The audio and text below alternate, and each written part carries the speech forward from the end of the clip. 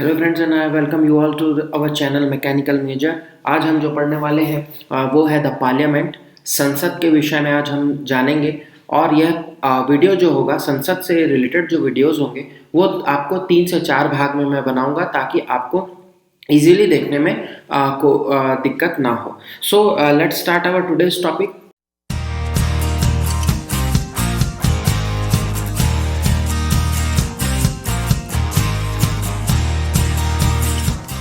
The parliament. जैसा आप सभी जानते हैं कि भारत के जो विधायिका है उसका सबसे इम्पोर्टेंट पार्ट है पार्लियामेंट। अगर पार्लियामेंट जो है वो फंक्शन ठीक से कर रहा है तो भारत में क्या बोल सकते हैं कि democratic system of the government is in good condition. So चलिए देखते हैं पार्लियामेंट क्या है। तो सबसे पहले आपको जानना है कि पार्ट 5, ये जो पार्ट 5 है यहीं पर ही दिया हुआ है पार्लियामेंट। और अगर मैं आर्टिकल की बात करूं तो article will be from 79 to article number 122।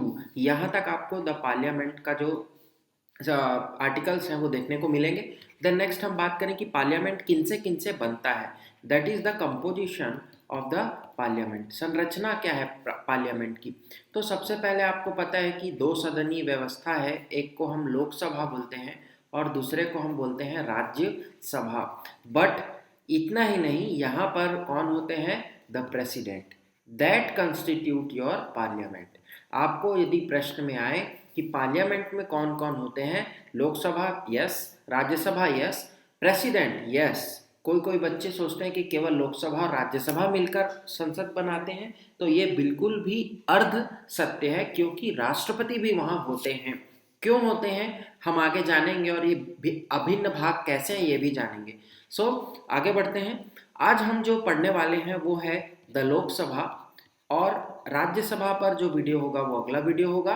Lok Sabha के बारे में पूरी जानकारी आपको इस वीडियो में मिलेगी। सो लेट्स स्टार्ट। लोकसभा। लोकसभा जिसे आप लोअर हाउस भी बोलते हैं, निम्न सदन कहा जाता है, या फिर हाउस ऑफ पीपल कहा जाता है, हाउस ऑफ पीपल। इसीलिए क्योंकि लोगों के द्वारा ये क्या किया जाता है, डायरेक्टली इलेक्शन यहाँ किए जाते हैं। आप सभी member of parliament that is MPs के लिए इलेक्शन आप करते हैं और वोट आप सभी डालते हैं और अपने अपने मेंबर ऑफ पार्लियामेंट चुन करके सीधे कहाँ भेज देते हैं, लोकसभा में। तो कैसा व्यवस्था हुआ ये, डायरेक्ट इलेक्शन यहाँ पर आपको देखने को मिलेगा। डायरेक्टली इलेक्टेड मेंबर्स यहाँ होते हैं। कुछ नॉमिनेटेड मेंबर्स भी होते हैं। नॉमिनेशन जो है वो किया जाता है by the president. Nomination by the president. अब किनको नॉमिनेट करेंगे प्रेसिडेंट यहाँ, तो वन मेंबर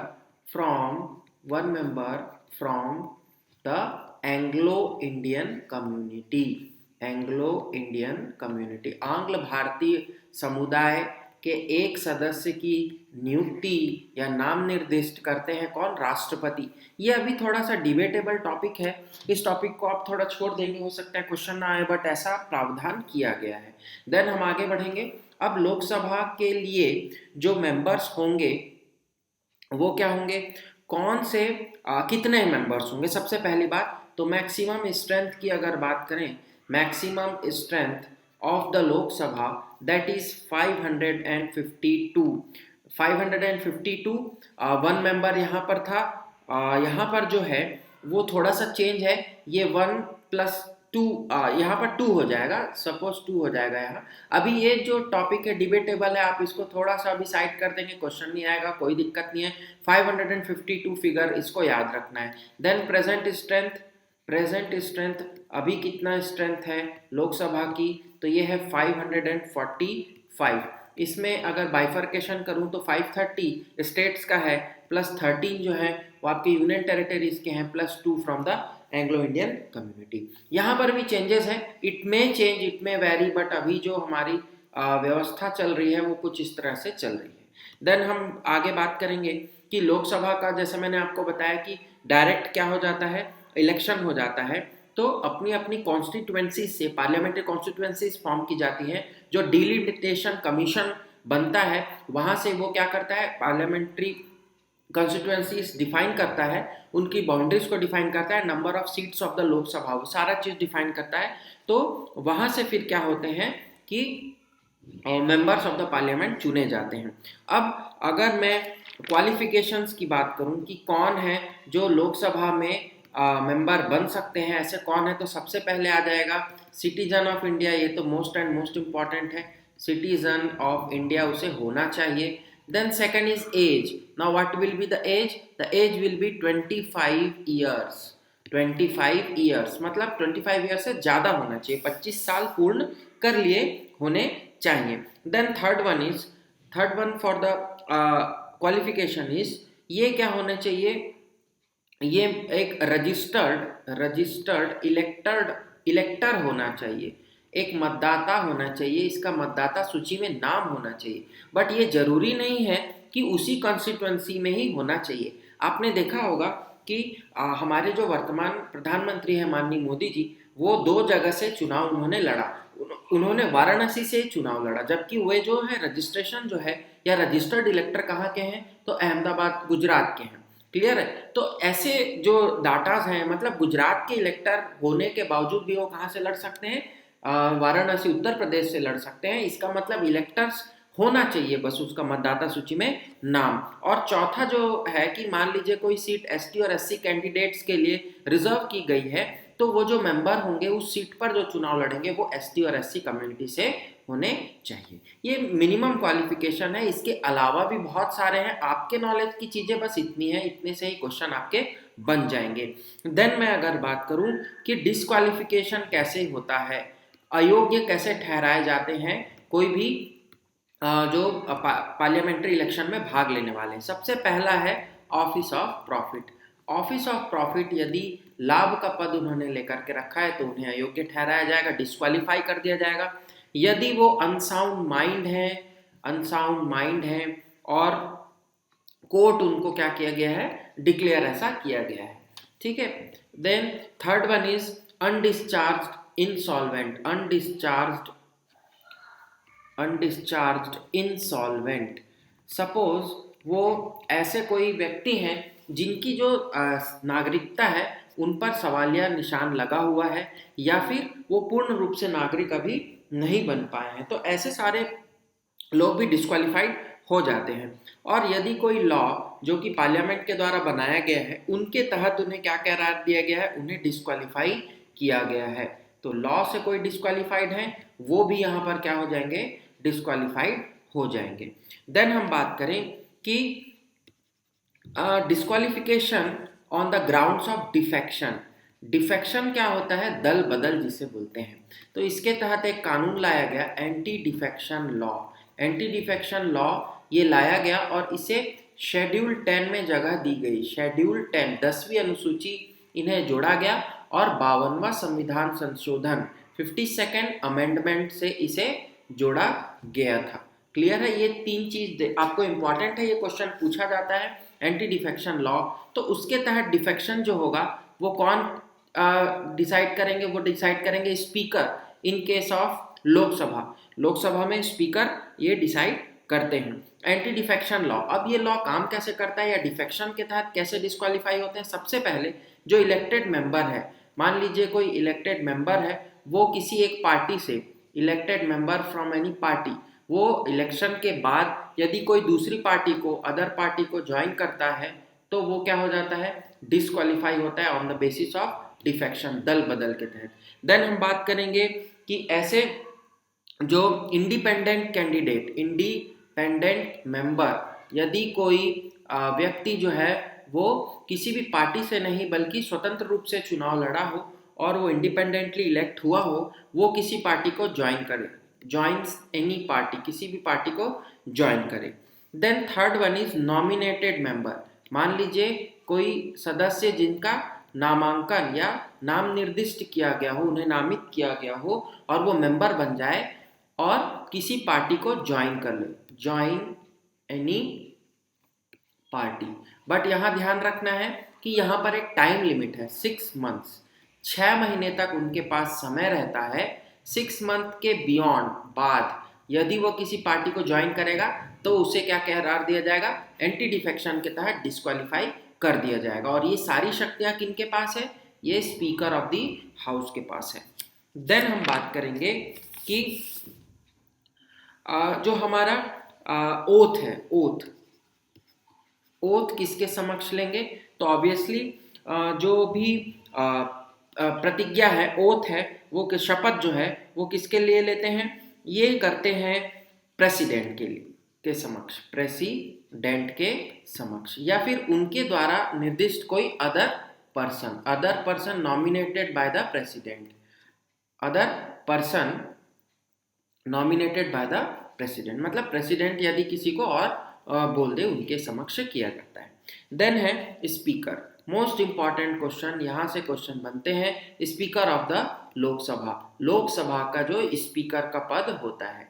सी, स्पीकर जो है वो सबसे इंपॉर्टेंट है, चेयरमैन ऑफ द हाउस है, सदन का सभापति होता है, और स्पीकर जो है वो पूरे सदन की कार्रवाई को रेगुलेट कराता है और सफलतापूर्वक सदन की कार्रवाई को चलाने में सभी सदस्यों के साथ मिलकर एक मजबूत विधायिका का निर्माण करता है। तो देखते हैं कि स्पीकर जो है वो कैसे होते हैं, कहाँ से बनते हैं, कौन स्पीकर बनेंगे। तो सबसे पहले जब मीटिंग होती है, फर्स्ट मीटिंग, तो वहाँ पर फर्स्ट मीटिंग, ये सबसे हम बोल रहे हैं newly elected body, newly elected Lok Sabha हुई है, नया नया चुनाव हुआ है, आम चुनाव, और पहली बार सदन बैठी है। तो फर्स्ट मीटिंग में जो पुराने स्पीकर होंगे वो इस मीटिंग के ठीक पहले अपने पद से इस्तीफा देंगे, त्यागपत्र देंगे, और पहली मीटिंग में क्या किया जाता है? प्रोटेम स्पीकर बनाया जाता है। प्रोटेम स्पीकर कौन बनाएंगे? तो बाय द प्रेसिडेंट, प्रेसिडेंट के द्वारा प्रोटेम स्पीकर को बनाया जाता है। प्रोटेम स्पीकर किन्हें बनाया जाता है? तो वरिष्ठतम सदस्य को, वरिष्ठतम जो वहां पर उपस्थित सदस्य होंगे उनको। अब ये प्रोटेम स्पीकर के द्वारा क्या किया जाता है? शपथ दिलाई जाती है, ओथ दिलाया जाता है।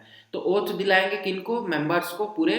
देन इन्हीं के द्वारा इलेक्शन कराया जाएगा। किसका इलेक्शन कराया जाएगा? स्पीकर का इलेक्शन कराया जाएगा, और यहाँ से फिर स्पीकर जो है वो चुन करके आते हैं, और स्पीकर जो है वो क्या करेंगे?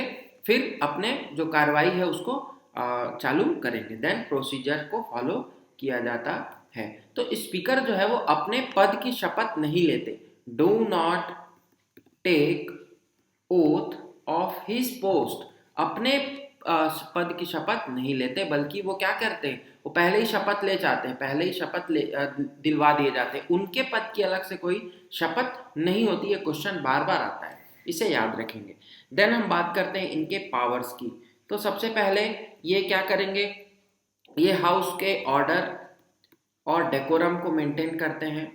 आपने कभी लोकसभा या राज्यसभा के कार्रवाई देखी होगी, तो स्पीकर जो है वो कंट्रोल करते हैं। Then second is adjourn the house, सदन को निरस्त्रित करना, मतलब सदन को सस्पेंड करना, ये सब इनके हाथ में रहता है। सदन की कार्रवाई को एडजर्न किया जाता है थोड़े समय के लिए, जैसा भी उनका होता है। कोरम देखना, कोरम क्या होता है? तो कोरम इज द 1/10, 1/10 सदस्य, कुल सदस्यों का 1/10 सदस्य यदि वहाँ उपस्थित नहीं है तो कोरम, इसे हिंदी में गणपूर्ति बोलते हैं। तो गणपूर्ति यदि नहीं होगी तो सदन की कार्यवाही जो है वो नहीं की जा सकती।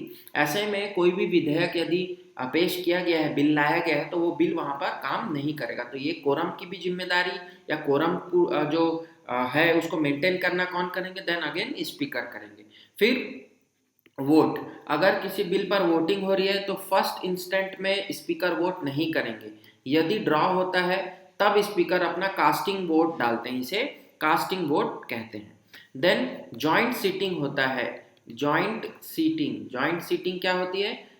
संयुक्त बैठक। यदि किसी ऐसे बिल पर दोनों ही लोकसभा और राज्यसभा अंतिम रूप से असमर्थ होते हैं तो उसके तहत जॉइंट सीटिंग कराई जाती है। आर्टिकल 108 के तहत कौन बुलाता है? प्रेसिडेंट। बट चेयरमैन कौन होता है इनका?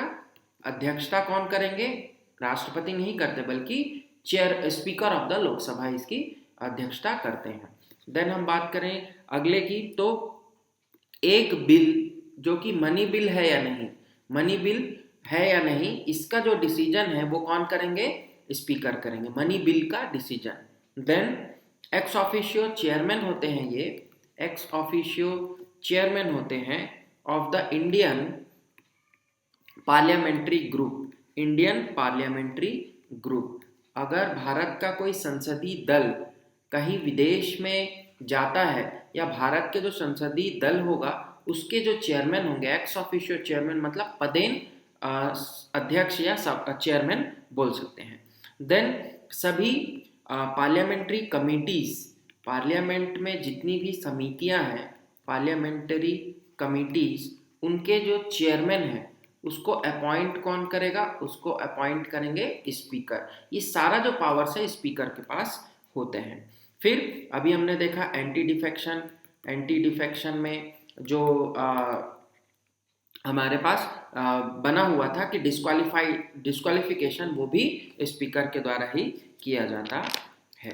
तो इतनी सारे पावर्स हैं, बहुत इंपॉर्टेंट पोस्ट है, क्वेश्चन यहाँ से बनते हैं। देन हम बात करें फर्स्ट जो स्पीकर थे, मैंने आपको मेकिंग ऑफ द कॉन्स्टिट्यूशन में ही बताया था, वो कौन थे? यस, यू आर राइट, जीवी मावलंकर, जीवी मावलंकर, गणेश वासुदेव मावलंकर। आप मुझे बताएंगे कमेंट सेक्शन में कि present speaker of the Lok Sabha कौन है। कमेंट सेक्शन में मैं ये आंसर चाहता हूं कि present speaker of the Lok Sabha अभी कौन है, ये आप मुझे कमेंट सेक्शन में जरूर बताएंगे। Now we will talk about the deputy speaker. Deputy speaker, उप सभापति, या इसे हम उपसभापति भी बोलते हैं। तो डेप्यूटी स्पीकर का भी क्या होता है? चुनाव होता है, इलेक्शन होता है, उन्हीं से ही अपने मेंबर से चुनाव होता है और उनसे चुने जाते हैं। और स्पीकर जो है वो उनके डेट को डिसाइड करेंगे कि किस दिन चुनाव होगा। देन डेप्यूटी स्पीकर जब बन जाते हैं तो उनका जो कार्य है वो लगभग स्पीकर के ही कार्य को वो क्या करते हैं? उनकी पूर्ति करते हैं, सप्लीमेंट्री रूप में काम करते हैं। स्पीकर यदि प्रेजेंट नहीं है तो डेप्यूटी स्पीकर जो है वो चेयरमैन के रूप में काम करेंगे। देन यदि मान लीजिए स्पीकर का रिमूवल का जो प्रोसेस है वो चल रहा है तो वहां पर डिप्टी स्पीकर जो है वो सदन की कार्यवाही को क्या करेंगे? रेगुलेट करेंगे। तो लगभग आप बोल सकते हैं कि स्पीकर का जब ऑफिस वैकेंट होगा तब ये अपनी ड्यूटीज को परफॉर्म करेंगे, या वो एब्सेंट होंगे तो उनके एब्सेंस में। फिर हम बात करें कि एक पैनल ऑफ चेयरपर्सन होता है, पैनल ऑफ चेयरपर्सन। अगर क्वेश्चन पेपर हार्ड आएगा तो यहां से आपका क्वेश्चन बनेगा, पैनल ऑफ चेयरपर्सन। स्पीकर क्या करते हैं? एक सदस्य, 10 सदस्य मतलब 10 से अनधिक, नॉट मोर देन 10 मेंबर्स की एक कमिटी या एक पैनल बनाते हैं जो कि क्या करेंगे? जो कि चेयरमैन की तरह काम करेंगे। सपोज स्पीकर नहीं है, डिप्टी स्पीकर नहीं है, तब सदन की कार्यवाही में कौन हिस्सा लेंगे? तो ये चेयरमैन की लिस्ट होती है 1 2 3 4 अप टू 10। इसी प्रेसिडेंस में वो क्या करते हैं? सदन की कार्यवाही को कराएंगे। सपोज फर्स्ट नंबर में जिनका नाम है वो नहीं है तो सेकंड वाले, सेकंड नहीं है तो थर्ड, ऐसे 10 से ज़्यादा नहीं कर सकते। तो ऐसे 10 मेंबर्स के जो पैनल बनता है उसे हम पैनल ऑफ चेयरमैन बोलते हैं। ये कौन बनाता है? स्पीकर बनाता है। और स्पीकर के एब्सेंस में, डिप्टी स्पीकर के एब्सेंस में ये काम अपना एज अ चेयरमैन करते हैं। तो लोकसभा के इस वीडियो में इतना ही। लोकसभा में बिल कैसे पास होता है वो हम एक साथ देखेंगे क्योंकि वो दोनों ही का भाग है, लोकसभा और राज्यसभा का। अगला वीडियो जो होगा वो होगा आपका राज्यसभा के ऊपर, और जो नेक्स्ट वीडियो उसके बाद जो बनेगा वो होगा आपका प्रोसीजर मतलब कैसे एक बिल जो है वो एक्ट के रूप में बनता है। तो जुड़े ही रहिए हमारे चैनल से, चैनल को सब्सक्राइब जरूर करिए और वीडियोस को लाइक जरूर कर दिया करिए। वीडियोस में लाइक नहीं आते तो मुझे थोड़े सा मोटिवेशन जो फीलिंग है वो नहीं आती है। तो I request you all to please like the video as you see the video. So thanks for joining. Thank you very much.